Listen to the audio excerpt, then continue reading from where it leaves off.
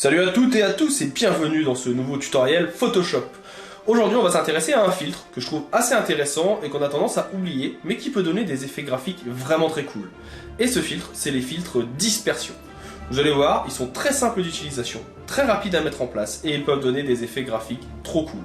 C'est tiré de ma formation complète sur Photoshop CC 2021 disponible dans la description. Si jamais vous avez des questions, des remarques, des besoins spécifiques, vous envoyez ça dans les commentaires et en général je réponds en moins d'une heure. Et si la vidéo vous a plu, n'oubliez pas, un petit like, un partage, un abonnement, ça permet à la chaîne de se développer et à moi de continuer à vous proposer des contenus. On va aller directement à l'essentiel, on passe à la vidéo, à tout de suite dans la vidéo. Passons maintenant au filtre suivant. Alors je vais vous les présenter ici tout simplement un petit peu de façon brute, avec leur utilité, comment ils fonctionnent, et on les reverra pour certains quand on fera des petits exercices pratiques. À ce jour, pour certains d'entre eux, je n'ai pas forcément d'exercice pratique en nom, ni en tête, ni d'utilisation à proprement parler. Je sais ce qu'ils font, mais moi personnellement, je n'en ai pas l'utilité. Je vous les montre quand même, je me dis que ça peut toujours vous être, vous, un jour utile. Et puis ça peut donner parfois des styles un petit peu design, un petit peu intéressants à développer, donc autant en profiter. On va commencer ici par un premier, je vais déjà venir enlever les petits effets qu'on a fait sur la vidéo précédente. On va avoir donc dans Distorsion un premier qui s'appelle Cisaillement. Il fait justement partie de ces filtres dont j'ai très peu l'utilité, mais qui, je pense, peuvent être utiles dans certaines compositions techniques ou graphiques, mais que je n'ai ici pas en tête. Le principe, vous allez avoir votre photo qui est ici, mais vous allez la représenter également à cet endroit, et vous allez pouvoir venir sur une ligne droite, et bien définir une modification. Donc là vous voyez que ça permet par exemple de créer une courbure sur votre photo, dans un sens ou dans l'autre. Je pense que ça peut être utile pour venir corriger par exemple des postures. On voit également que quand on vient ici décaler, ça refait la boucle de l'autre côté, ça vient remplacer automatiquement. Vous avez par contre une option qui est ici, donc pixel de contour, qui va permettre tout simplement de venir créer par le contenu. Ce n'est pas parfait, mais vous voyez que ça permet donc très rapidement de pouvoir faire quelque chose. Je pense que ça peut être utile en photo pour redynamiser par exemple une posture, et après il suffit juste de venir cropper pour avoir une posture qui serait peut-être un petit peu plus adéquate, un petit peu plus mouvementée, mais vous voyez que c'est pas forcément adéquate par contre sur le fond. Donc dans l'idée, ce qu'il faudrait faire, je pense, c'est quand on veut redynamiser par exemple juste une posture. Ça peut être utile, ça peut être à ce moment-là qu'on viendra l'utiliser. Donc voilà pour le premier, le cisaillement. Le second, toujours dans Distorsion, s'appelle Contraction. Lui tout simplement, donc là vous allez l'avoir ici avec la possibilité de zoomer ou non pour visualiser. Il va vous permettre de venir accentuer ici un effet de contraction ou un effet au contraire un petit peu plus fisheye pour modifier votre photo. Ça peut être l'occasion de venir modifier un fisheye. Après, je ne vais pas vous mentir, je trouve que le fluidité le fait déjà très bien, mais ça permet de compenser. Il va de pair avec un autre outil qu'on va revoir après, qui va être sphérisation, qui lui permet, donc là j'ai sauté quelques lignes mais c'est pour vous montrer, de venir ajouter un effet de sphère. Alors j'avais déjà utilisé dans quelques projets pour venir sphériser ou ajouter un effet un peu bulle à certains endroits. Ça peut être fait en mode normal, en mode aplatissement horizontal ou vertical. Encore une fois, à moins de faire vraiment un photomontage spécifique, je n'en vois pas forcément l'utilité. Dans Distorsion toujours, on va avoir ensuite contraction polaire. Alors ça marche plutôt sur des typographies, des typologies de photos, type ici panoramique. En général, on va venir faire CTRL-ALT-I et on va venir mettre ici notre image au format carré. Alors oui, ça déforme un petit peu, j'entends bien, mais c'est une technique. Alors forcément, je me suis trompé, ça m'apprendra. J'ai oublié d'enlever ici le petit cadenas. Ça va déformer un petit peu notre photo, ça s'entend. Mais l'idée, c'est que quand vous venez faire ici distorsion et coordonnées polaires, on va venir ici dézoomer. Ça va permettre de donner ici un effet planète. Ça a été très utilisé il y a quelques années parce qu'il y avait un des splash screens de Photoshop qui utilisait cette technique. Donc là, je vais cliquer sur OK, ça va vous montrer.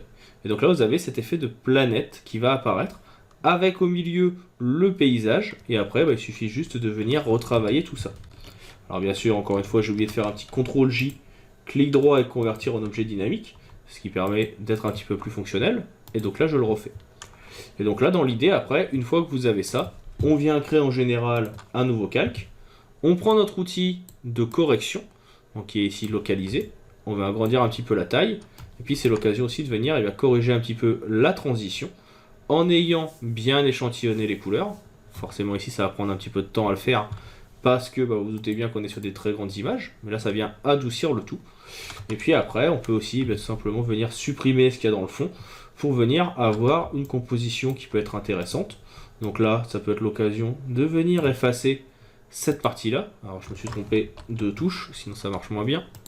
On reprend notre petit outil de pinceau.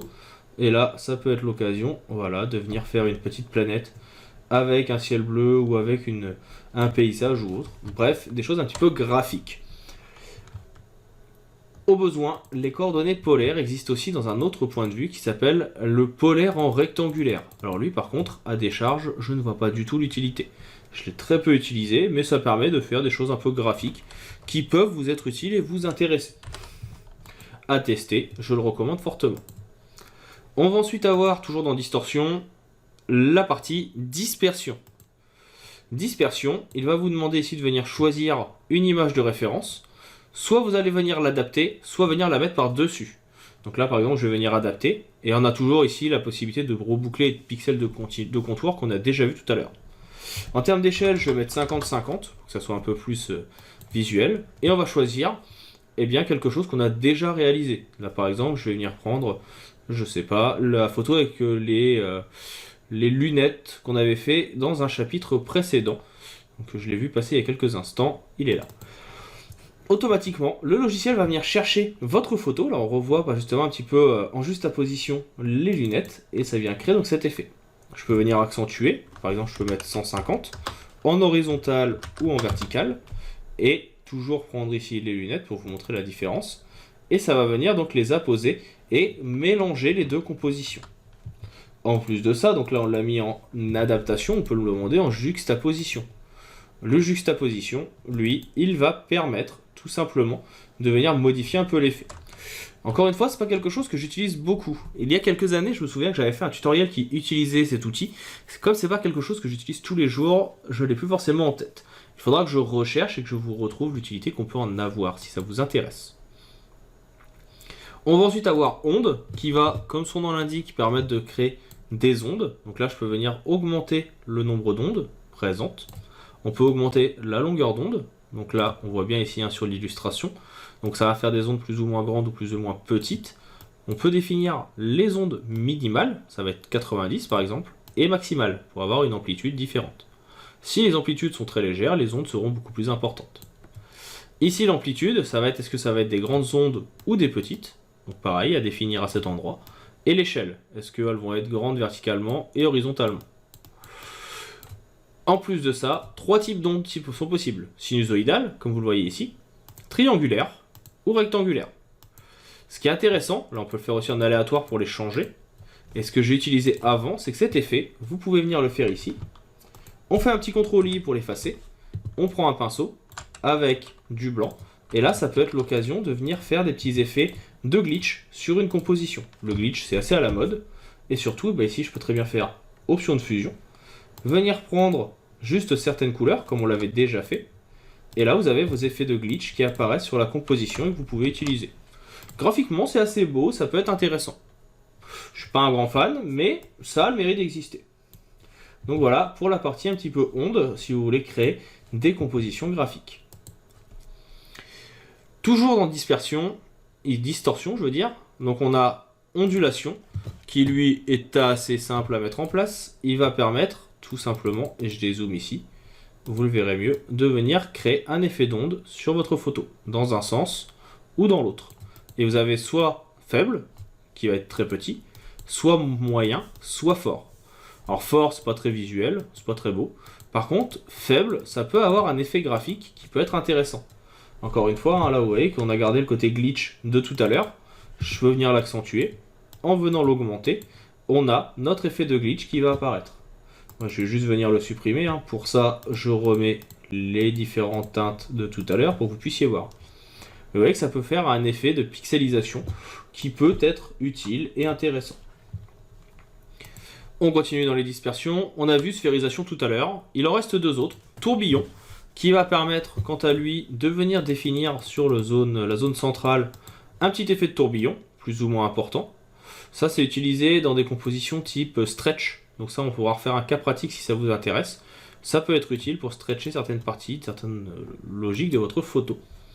Et la dernière c'est zigzag, donc pareil, qui va permettre en venant jouer sur de l'amplitude et des inflexions, ici, de venir créer un effet d'onde sur votre photo, en venant ici définir est-ce que c'est des grandes ondes ou des petites ondes, je veux dire. Et ici, vous avez donc l'effet qui apparaît pour vous montrer.